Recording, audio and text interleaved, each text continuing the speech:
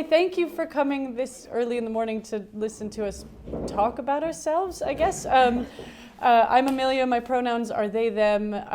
Visual description, I'm a registered blind person. I'm slim and white. I have a newly grown out mullet that is working wonders, I do believe. I've been told I look like Captain Planet, which is great.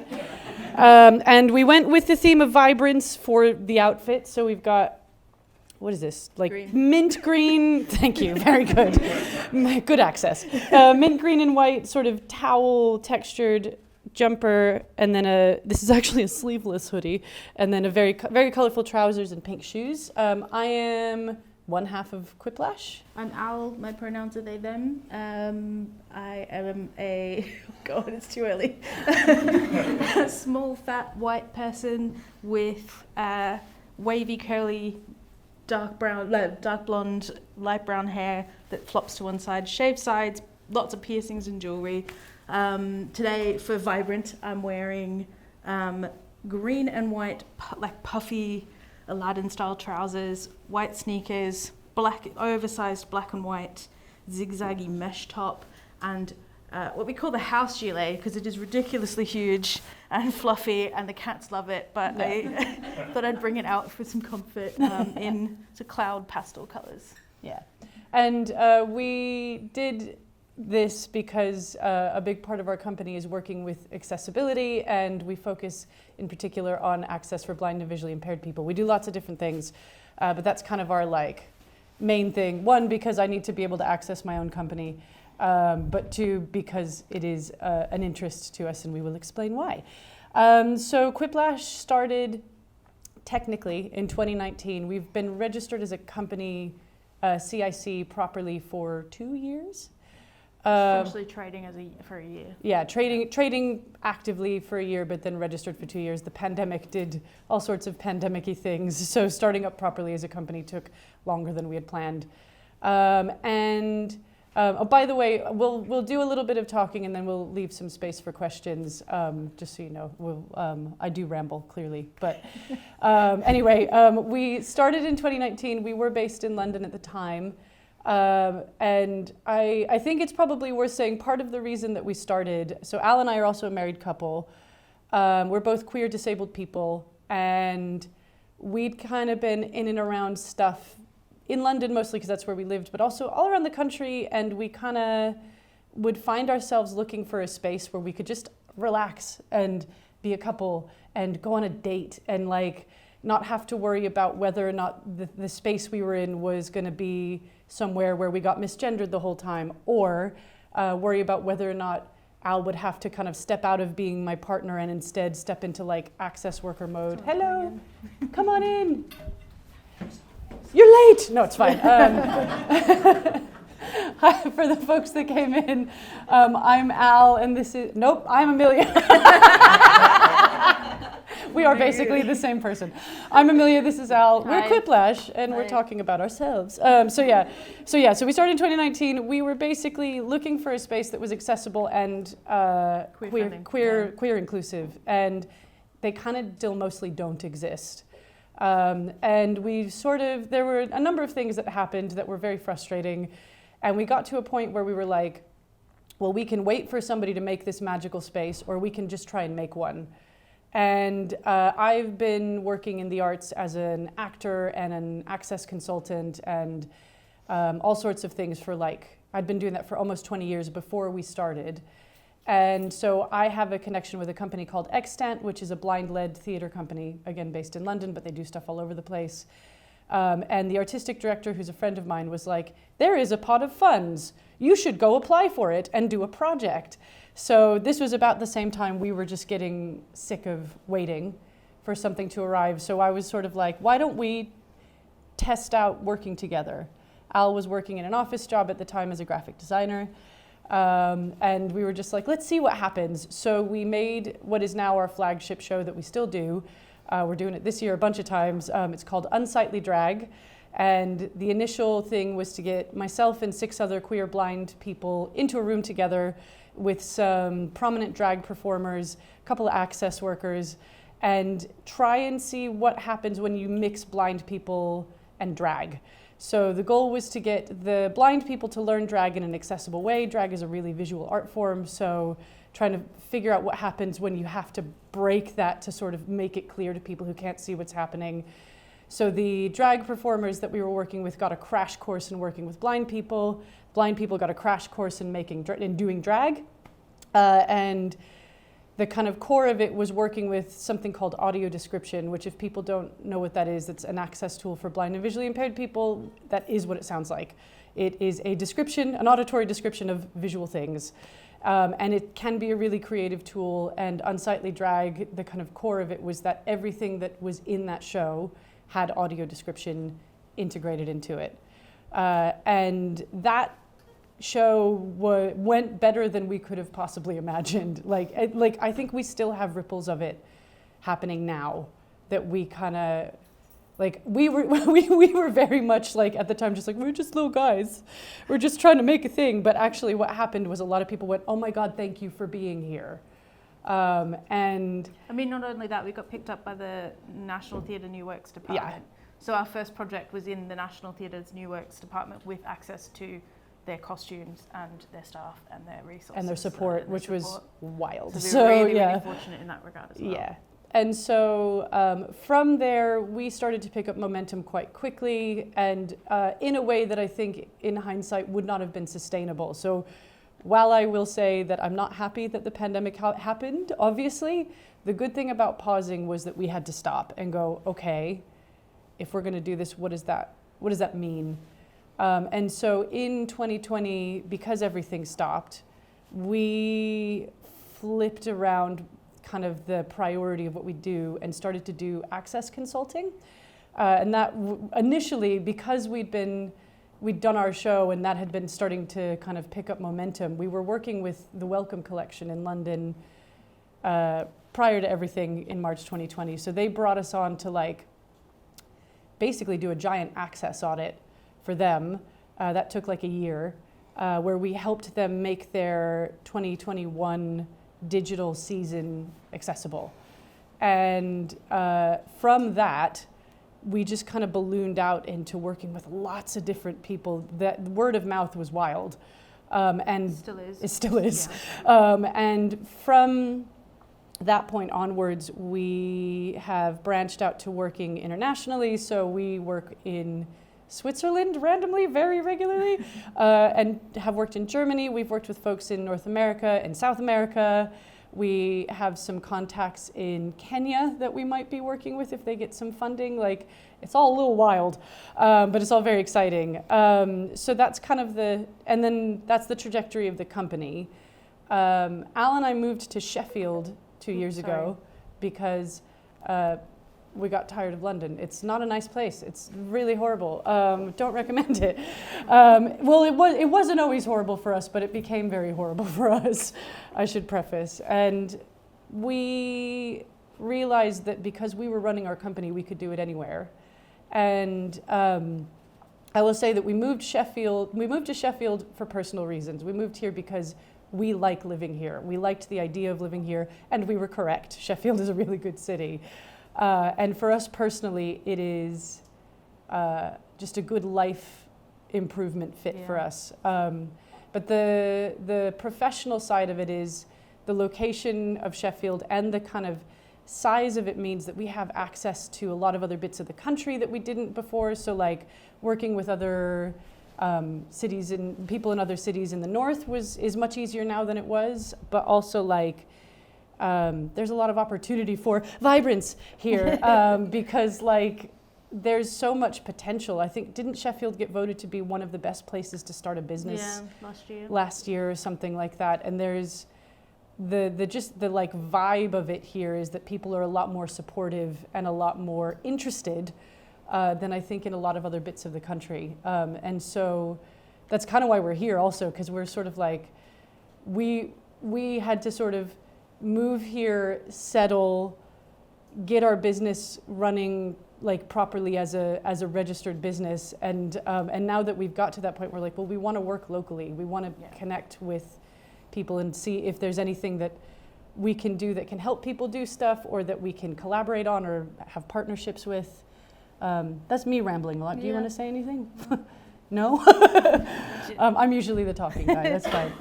I'm just trying to go through our little notes. Does anyone want to ask anything at this point before we get on to another thing? Yeah, what have you heard about Sheffield before you moved? Like, Oh. how did you get to that point where you're like, this is the place for us? So that's a good question. Good question. Well done. Gold star. So in my 20s and kind of early 30s, I was a touring actor. My main job was doing regional theater tours. So I had done a couple of shows at the Crucible. And I was really lucky with a couple of them where we had like 2 or 3 week runs. So I got to spend enough of a chunk of time in the city, like to basically be like, this is great. Yeah. I love it here.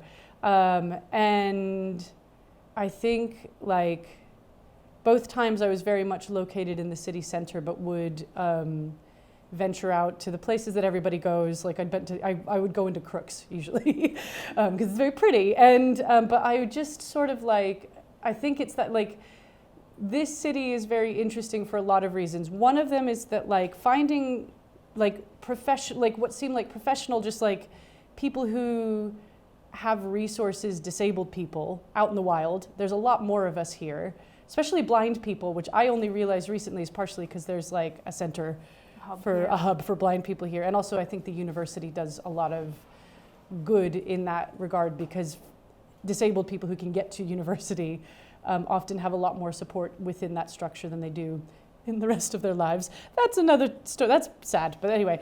But there's also just a lot of like other queer people here. And it's not like, I feel like in a lot of other cities, like there are obviously queer people there, but it's very like, we're here and this is a queer space, and you have to be kind of, especially in London, like they have to be very aggressive about it. And like here, it's just like, we're just kind of around, and it's not hard in a way that it feels like it's hard in other spaces. And I was just like, that's where I want to go. I would also say we definitely looked at the census when it came out. It was very useful. This is a very good tactic, by the way, if you're ever looking for places to move, even in the city. Of like, if you want to find a similar demographic of people, and we looked at Sheffield, and it's like the city, like if you turned on the like how many people identify as LGBTQ+, and like the spaces that were blue have a lot of the most people. Yeah, Sheffield was just blue, and we were just like, oh! And so like there's that, and then there's also just the like the Sheffield to us at least is a like sit and have coffee and like chill and maybe go sit in the pub and chat type city, not a like thumping nightlife city, which I know for some people is a con. For us, that's our job. We work in nightlife, and also I've done plenty of that in my time. And like being around microbreweries and coffee shops and nature, that was also really exciting. So like, we could just talk about how great Sheffield is for the next. Do you know what? I'm from Sheffield. I've lived here a lot of my life. It's really nice to hear another perspective on it, and you've just made me like warm and fuzzy about it. Oh, yay! That's good. And like we also know the kind of grimmer history around this area, and to be honest, that's also the kind of the attitude around the politics around that is also what appealed to us and made us feel like this would be a safe place because there would be like-minded people. I feel like a lot of, like we looked at places like Manchester and Leeds as well. Leeds was a close second, to be fair. We looked at Bristol for 1 second and went, no, not for us. But like, I think that the like really staunchly working class background of this city also made us feel a lot more comfortable than other spaces. So yeah. We're lucky in a way that, especially in disability arts, the understanding is that you're not doing stuff for free. You can't really afford to, especially as a disabled person. Your life is so much more expensive already. The labourers tends to be undervalued. So we definitely all work together to make sure everybody gets paid. So part of it is that we got paid to go to this conference, which made it easier and more accessible for us to do that kind of work. I think there's also probably something worth linking it to the communities that we're in. So like queerness and disability on paper, especially when you're thinking about like funding and projects and that kind of stuff, are separated a lot. A lot of times different minoritized groups get kind of put into their own little vacuums, when the reality is that's not people, right? So like, I think when we did our initial project, there were a few things. One, I think the actual show had a lot of moving parts to it because we happened to have support from these big institutions. And we've had people incidentally say, who work in these spaces, incidentally say to us stuff like, gosh, you run an R&D that has, like a creative project that has so many moving parts and it's so complicated, and you're not stressed. And I'm like, well, we are, but we're not in crisis. We're not in crisis. Yeah. It's just theater. Like theater is obviously very important, but it's also like we're not like feeding people. There is a thing, and we have a thing. We talk about working access first a lot, and for us that is starting with a foundation of the social model of disability, which if people don't know what that is, it's very Googleable.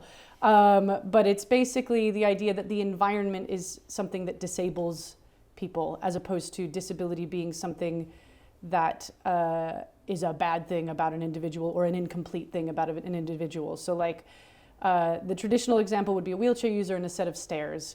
Under the social model of disability, the issue is the stairs, not the wheelchair user. The wheelchair user's literally done everything they can to be their best self in the world. They have a wheelchair, but they can't change how architecture is built in society. And so we kind of build from that and then add some joy, some, dare I say, vibrance to it, and try and first and foremost make spaces that are safe for people.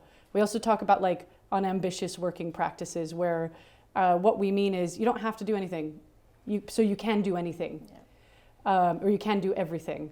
And we sort of trust people, we give them a task and go, it can take 10 minutes or 2 weeks, we don't really mind. This is the fee that you're getting, so organize your time accordingly, or if you need help, tell us. And that, I think, in terms of the show that we made, resonated with a lot of people, and we had a lot of people. The queer community in particular has a lot of neurodiverse people in it, has a lot of disabled people in it generally, but neurodiversity, like there's literal like scientific studies around this. So there were a lot of queer neurodiverse people that went, I felt so much more comfortable in your space than I've ever felt anywhere in public, which is like, that's a lot to hold, but also very cool that people not only felt that, but felt safe to come and give us that feedback. And I think that queer and disabled people, and especially queer disabled people, when we're so used to being blocked from stuff, to not having stuff, to finding things difficult, that the moment you're in a space where there are people that you trust, that you feel safe, you tell everybody. And the reality is there are queer people everywhere in society and everywhere in the world. There are disabled people everywhere in society, everywhere in the world. And so what happens is our mates tell their mates, tell their mates, tell their mates. And so we got to this thing where we have a like contact us form on our website, and Al put in a thing just saying, how did you find out about us? Like, and that's part of the form. Please tell us how you know that we exist. Because if we don't track it, we will just be very confused why a charity in Brazil wants us to give a talk in English on audio description. Like literally what? Like, so, and I think there's, and we were also, I should also say that at the time that we did the initial project, we were running workshops where we were training the queer folks in the queer community to do audio description. And I think those workshops, and that's led to a handful of people that we now work with regularly who are professional audio describers, who work with the Barbican and... I'll get it. Oh no, what happened? That wasn't you, don't worry. But anyway, there's also that side of stuff where we were working directly with people who then again told their mates and kind of, all this stuff. So I think it's not a formula that we can pass to people, but it is like, I think that's the closest we can track. It is like really typical find your niche type stuff, and find find your people. What happens when people are searching for something that whether or not you've meant it, you filled it. Filled a really valuable sort of void that people were clearly looking for. Yeah, and I think because we were looking for it, and we were just like, it might just be us, and I think that was actually really helpful thought process, to not assume. I think for some people it probably works to be like, we're going to make the best thing in the world, and that motivates them. For me, that's overwhelming. So I was just like, we're going to make the thing that we want. And if people come and we like doing it, awesome, we will keep doing it. But if people like it but we hate doing it, we'll stop. Yeah. Or if people hate it and then we hate doing it, we'll stop. And it turned out that people liked it and we liked doing it. So it was fortunate because it's our job now. And that sort of also led us on to, so Amelia's now co-written the book that's used in universities for audio description studies. And they did a 12-part podcast with Audible Seven. Why do I keep thinking it's 12? A podcast. It took a long time. Yeah, we were on that for like a year and a half. A podcast with Audible last year, which wasn't directly related, but wasn't not related. I mean, it's a little sidebar. The podcast is investigation into the accessibility of porn. So we're going into a slightly different realm here, but audio porn in particular. But what we end up talking about is some of the same systemic stuff. Available on Audible if you have an Audible account, and if you don't, you can just have one for free for a month and listen to the podcast and then rate it and say it's really good, and then cancel your subscription. But anyway, any other questions? Right. Have you got much coming up? Maybe we can talk, there was somebody at the back as well, so we can talk about that towards the end. Hi, thank you so much. I wanted to ask about resistance that you've met in your practice, because obviously this is a positive supportive environment, but I've worked in similar environments and I've brushed up against some pretty concrete walls, so I'm interested to hear resistance that you've met, how you've overcome it, places to just not go into again. So many. How much time you got? No, I think so. There's been a few things. One of the things that I think funding is a really big one at the moment. Yeah, I was gonna. Yeah, you get there. All right. Do you want to? No, you do it. You do it. Okay, that's okay. So I think the one of the principles that we personally started with when we started this whole thing up was we don't ever want to put our own money into our projects. One, we literally can't afford it. Like, we don't have that money. We're not Nepo babies. They don't, we're not able to, and this is not even. And we're foreign.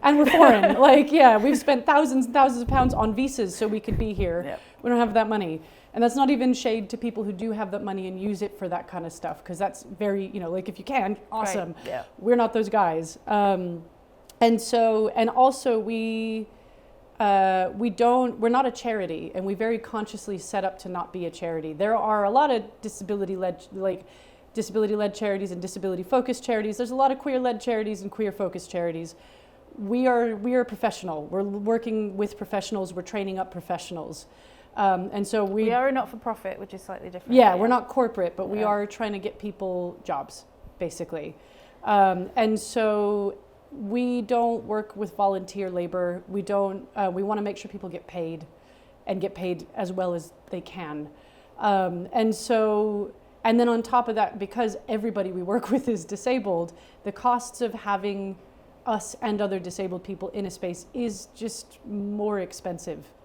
Access costs are a lot, and they're getting to be more a lot as the world continues to burn. And so we have had a lot of points where people have been interested in us, and for whatever reason that is often out of the control of the individuals who contact us, they can offer us space, maybe they can offer us time, but they can't give us any money. And in some cases, especially with some of the fringe networks that exist in this country for theater, they expect you to put your own money into it. So we had a whole conversation. I think it's okay to say this because I think the company doesn't exist anymore. Yeah, but the Vaults in London, the Vaults Festival, really wanted us to get there, and they actually, the person we were working with found us some money, which was kind of amazing. But the amount of money that they found versus what they wanted from us, it still kind of wasn't enough. So I think especially because they're a company of two people, if you're used to working in the arts and used to working in kind of DIY spaces, you sort of look at two people and go, well, you can just split the door, like the door tickets. But in reality, especially for our flagship show, to give an example, we took 12 people to Berlin to do five performers? Six performers. So it was double the cast, basically. Yeah.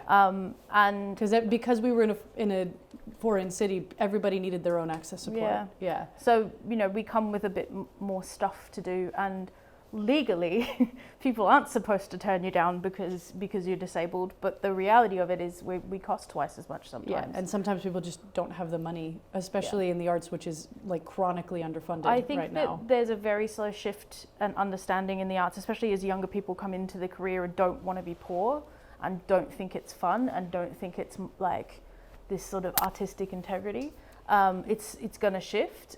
We're also part of that movement where we just ask for what we need and what we're worth. But that does mean a lot of rejection, and we just have to accept that's going to happen. Yeah. And it is, again, that tacky thing of like each one of your no's leaves space for a yes, that kind of stuff. I guess that's sort of on the performance side. I think another thing that's worth probably mentioning is when we were originally doing our project, we did think about sort of who the blind people were that were going to be working with us.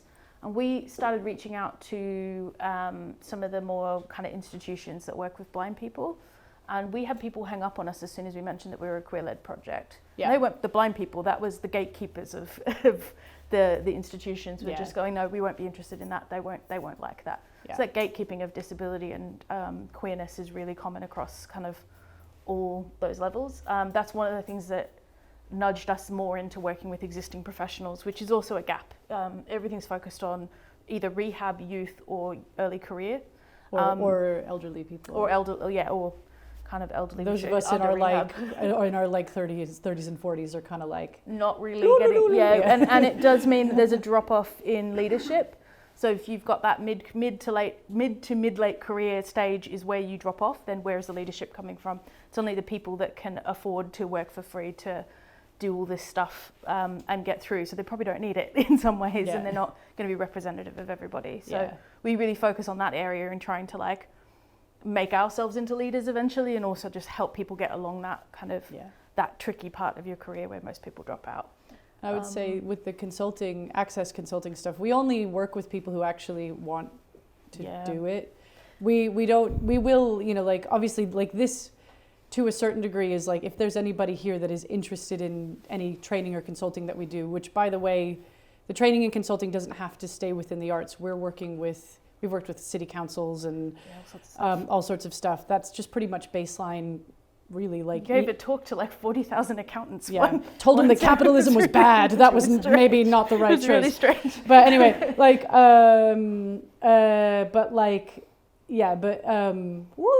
I lost Where were you going?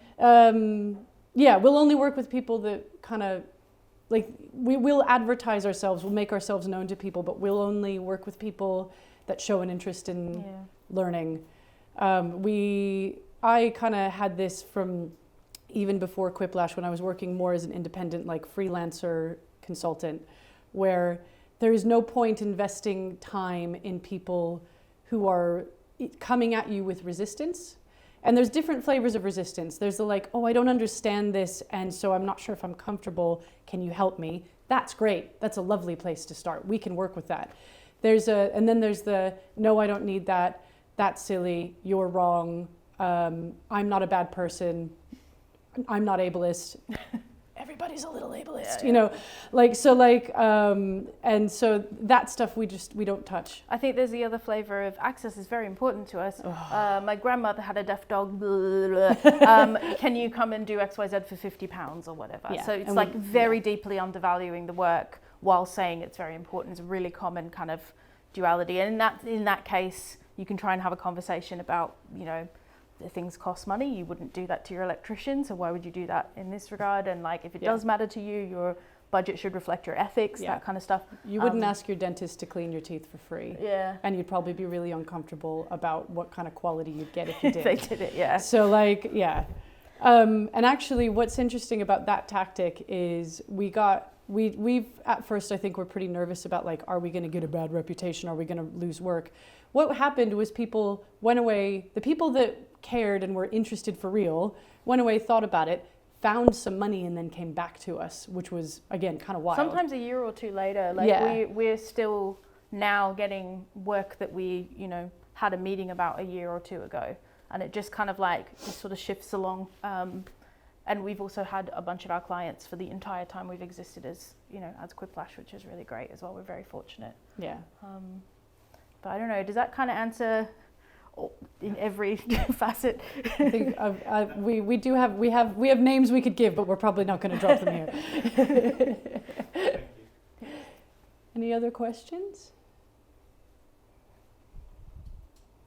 Do you state up front what your costs are when you're working with people? Yes.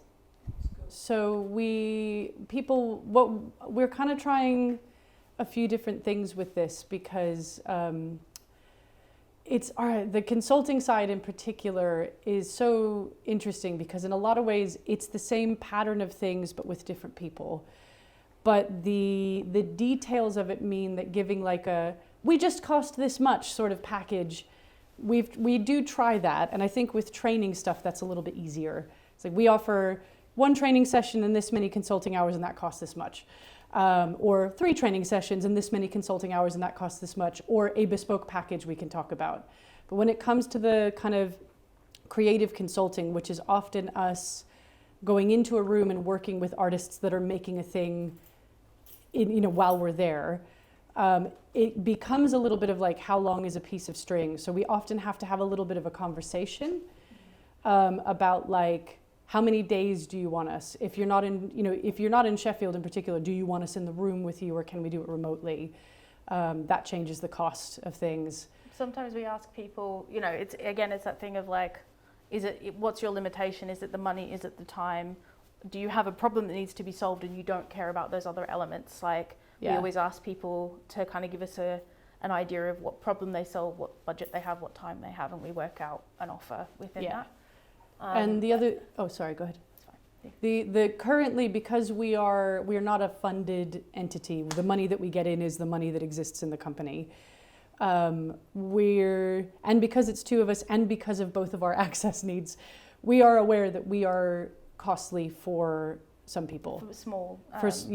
Smaller stuff. Projects, so one of the things that we're working on right now is getting some underpinning funding so that we can take on different kind of levels of work, including working with community stuff that is often incredibly cool, but incredibly under-resourced in a way that the people running it have no control over. But we're very upfront about this, and I think what I think we've experienced is that we've had some people that are like professional peers say some like offhand things about like how corporate we are and stuff like that. I'm just like, well, really not. We're not at all. We're not. Let me tell you how much an average consultant gets paid and how much less we get. And which is like fine. But anyway, we chose this life. But also like, so I think some people that work in the same field as us and make less get kind of their hackles up because we've managed to ask for more, which is they could just ask for more. I think what I'd but say also, within that, I was going to say what we say within that is if anybody quotes us and it's too low, we tell them. We tell anybody who wants to know what our hourly rate is, what we charge for workshops, when we give discounts, how we give discounts. We're really open about all that because I think, especially in the arts, everybody's undercutting each other, especially coming from London, where at the moment, if you're a drag performer, you might get offered £30 to £60 to do a gig, and people take it because they know that there's 100 more performers who are willing to do it. It's not so much of an issue up north. I think the minimum pay expectation for a performance is a lot higher, but we came up in that, and we were like, we're not going to undercut our peers, and anytime we are aware of people charging like too little, we will tell them and encourage them to work on that stuff. So while we do all the sort of client-facing stuff, we're talking about performance, we also do a lot of work within our industry to help people, especially queer disabled people who don't necessarily have either the confidence or the knowledge or the education to understand basic workers' rights. We've had people say some incredible stuff to us, like, I guess I didn't do a good enough job because they didn't pay my invoice. And I was like, that's not how that works. Have you signed a contract? Then they're breaking the law. Our community doesn't know some of that stuff. So another side of it is that kind of peer-to-peer working behind the scenes that, you know, especially with our audio describers and freelancers, we're always trying to get people paid the most that we can get them rather than the least for the most work. I guess it's sort of a little bit kind of activisty in that way. Yeah, I think we do kind of like, we talk, like, I would say like soft activism and soft access, which doesn't mean it's like lesser, but it's like the less tangible stuff. Yeah. And one of the things that we're really conscious about doing is being very transparent about costs and fees and why they are the way they are. We've also we had this recently, we were talking to somebody who's doing a great project in London that we would love to do, but bringing the two of us down to do this project is expensive for them, and they're not a very funded company. So we were just like, if we're too expensive, we will help you find somebody that you can afford that we think is good. We're also not super competitive. There's not enough like accessible spaces in the world to treat the business competitively. We just want people to have access to stuff. So yeah. Anyway, more tangents. Sorry. I think so I guess we should just do a quick wrap up of what we're doing soon. Yeah. So Sheffield wise, there's two things coming up. So the first one, so this is sort of Quiplash adjacent, but is worth mentioning. On September 7th, this hasn't been kind of officially put onto the internets yet, but it will be very soon. There is a personal trainer that is based in Sheffield, works out of Kelham, called Penny or Super Penny on Instagram. And we are running a Pride deadlift party with them on September 7th. I will be hosting in drag. It is a charity fundraiser. We're likely to raise money for Mermaids, which is a trans youth charity. And then we're looking for a Sheffield charity. We're looking for a Sheffield charity that would be good. If you have any recommendations, tell us, please. And it's just come, lift weights if you want, cheer other people on while they lift weights, come and have a nice time. Not competitive. So there's that one. I don't think you can announce the other one. And a secret one in October. Then we're going to Mighty Hoopla next weekend in London, which is going to be a whole thing. It's going to be fun. It will be fun. Slightly aging out of being able to do festivals, but we'll do another couple of years. Yeah. And then we've got there's some shows that will hopefully be doing some touring that we supported with embedding access into. The best thing to do is if you're on Instagram, just keep an eye on our socials, because then we'll announce stuff as they happen. Also, if you're just around Manchester on, I think it's August 23rd, I will be performing with Trans Creative and Manchester Pride for Trans Filth and Joy. It's in Newcastle and Leeds as well. So Leeds on the 19th of June and Newcastle on the 20th. If you need a family-friendly Pride, the 20th is a good one. Yeah. And then we'll just be around. We're going to Geneva and then Zurich at the end of the year to do a huge project. So yeah, lots of stuff.